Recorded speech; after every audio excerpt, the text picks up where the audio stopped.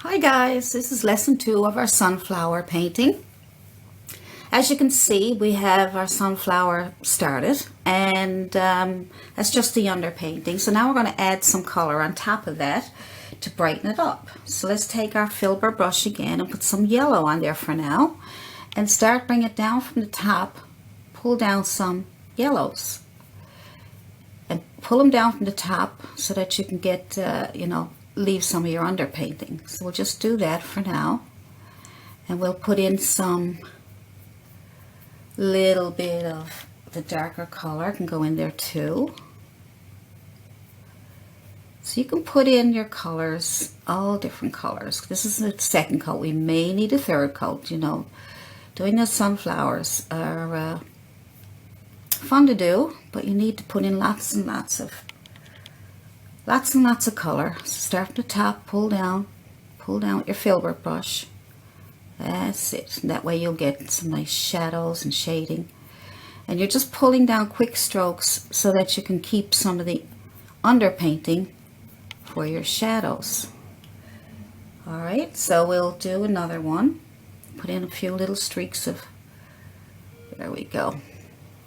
You can also put in a little bit of brown on the edges here just to separate these. Okay, just separate them a little bit by putting a little bit of brown in there. I don't want to make it too complicated for you, so I'm just going to continue on.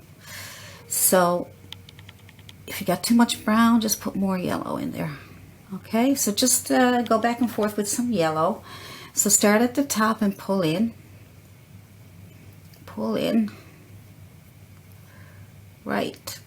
right up here, and pull down. Leave a separation between your petals because you might need some.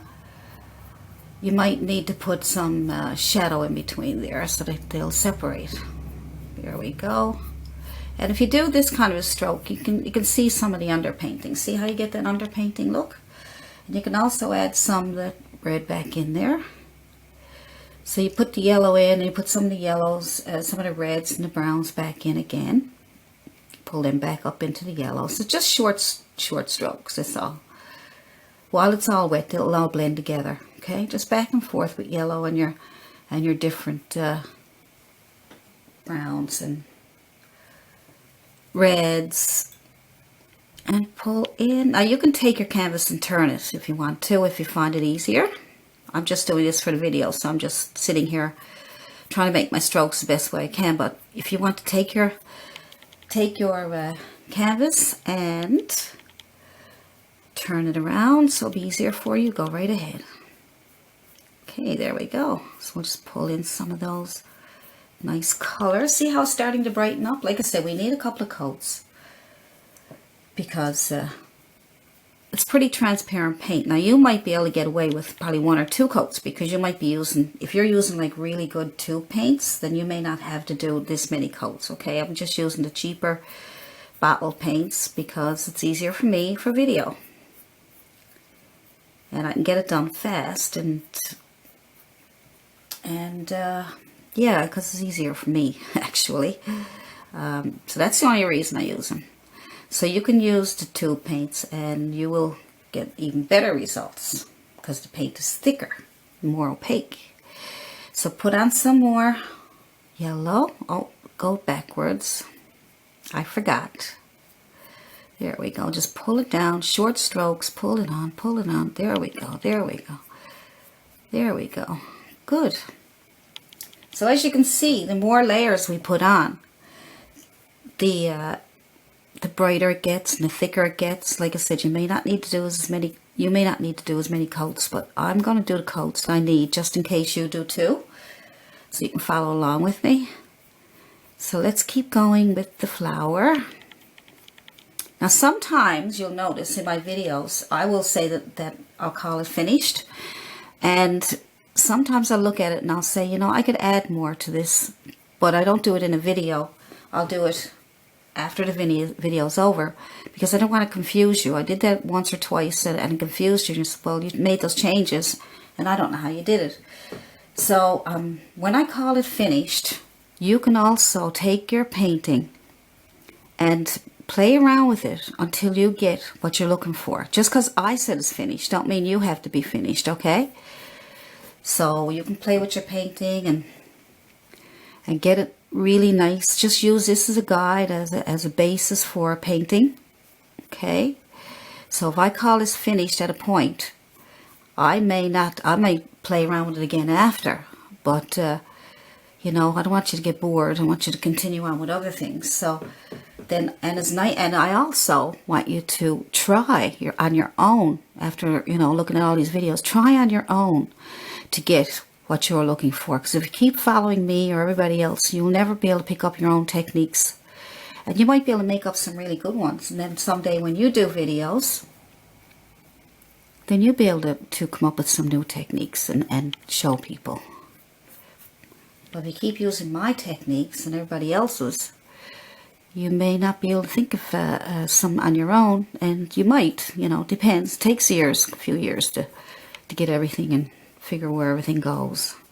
So let's just keep doing this, and I'm trying to give you some tips while I'm doing this, because everything that comes to my head, if I can tell you some tips and tricks while I'm doing this, I want to pass on as much as I can to you, okay? I don't want you to go away saying, how did you do this and how did you do that? You got any questions, you just ask me, make a comment. If you got any paintings that you want me to see, you can email them to allisonprior@yahoo.com. ALLISONPRIOR@yahoo.com. And people send me their paintings. Oh, beautiful, beautiful. I have them on my Facebook page. My art students, I call them my YouTube art students, and I have pictures of paintings that people did. So you can look up my Facebook page. I think it's facebook.com. Free art lessons, I think that's what it's under. Or you can just Google my name. I'm all over the place. So here we go. See how that's brightening up already? So that's going to be so pretty when we get it done. So what I'm trying to teach you is that the more you layer, even in landscapes, even anything, whether it's cat fur, dog fur, no matter what it is, if you layer paint on top of paint, it gets really nice and thick, and the texture is more beautiful and brilliant. So the more layers, the better. The more layers you lay on top of each other, the better. So when I come back again, I might do another layer. Okay, that one back there should probably be a darker color because it's in the background, okay? So just put some darks in there for that one. And that one there should be darker. Let's try and put a bit of dark. So think about the ones that are behind in the back. Make them a bit darker than the ones in the front. Okay, so just put some paint down there. We'll shape everything up after. That one's a little bright. I got some white mixed in there. There we go, we're getting there. I'm just going to add some dark. See how I'm layering paint on top of paint? Good. And one more, and then I'll let you go. And you put your second layer on.